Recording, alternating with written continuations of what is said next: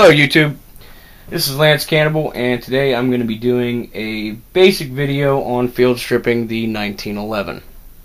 The model I have here is a Charles Daly, I believe it's an Emperor model, stainless, got the extended thumb safety, extended slide release. None of that really matters, because it's all pretty much the exact same thing as far as a basic field stripping. Later videos I'm going to show you how to take out the firing pin and the extractor from the slide, and also some of the other smaller components within inside the frame.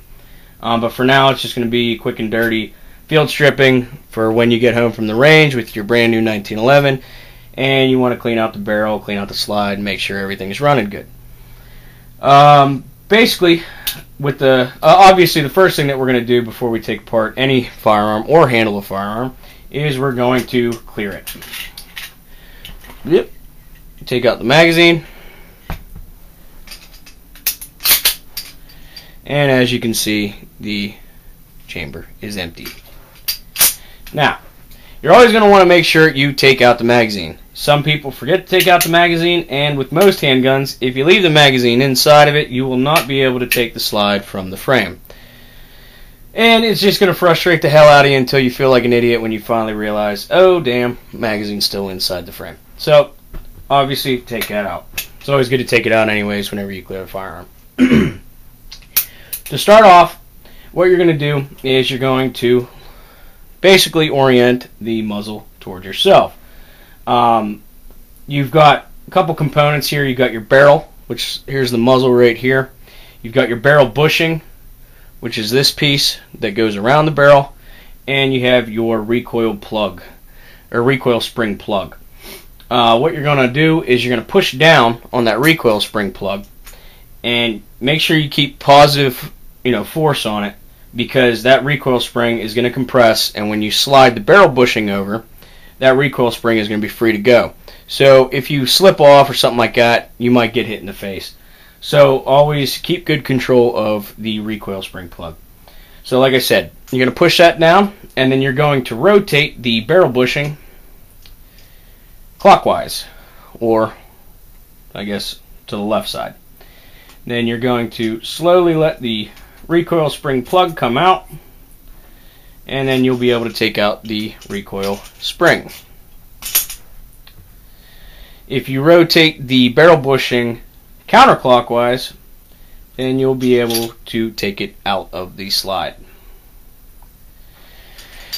Now, the next thing you need to worry about is your slide stop or slide release. It's not actually a slide release. Everybody calls it a slide release, but its main purpose is to stop the slide. So it is a slide stop. But anyways, you've got two notches here on the slide. Your one is your slide stop. That's what your slide stop is actually going to interact with to lock the slide to the rear. So you don't need to worry about that. The second one, though, is what you need to focus on. That little notch there, you're going to line up with the little nipple here on the slide stop. When you slide that to the rear, you'll mate those up together like that.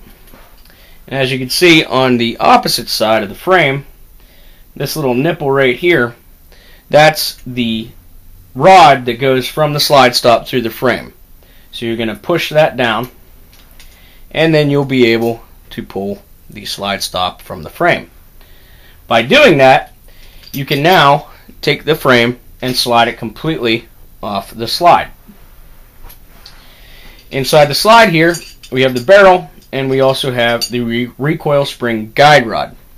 You just take that out, set it to the side, and the barrel will slide right out from the front.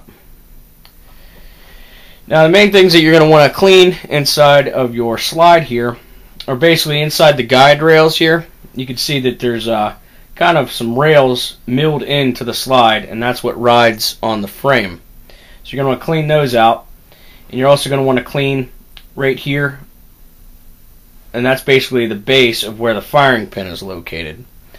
Clean that out, and you're going to want to just get a good cleaning through the whole thing. Now, in a later video, I'll show you how to take out the firing pin spring. and also the firing pin and this base plate. Mine is a Series 70. You may have a Series 80, which is also going to have a firing pin safety mechanism. It's not really that hard to deal with that either.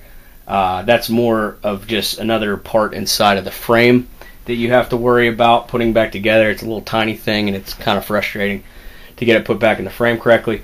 But like I said, this is a Series 70, so I don't have that.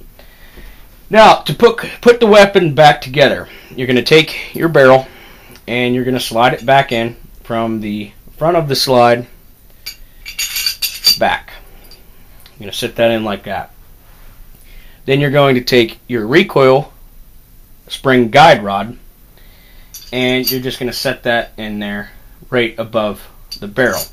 Now, this piece, as you can see, has a slight indent. You're going to want to have that down onto the barrel. So again, that just slides on like that. Now, the easiest way to do this, you can either put your thumb down on that guide rod so it doesn't fall, or you could just keep that down like that and take your frame and turn your frame upside down and slide it back on the slide.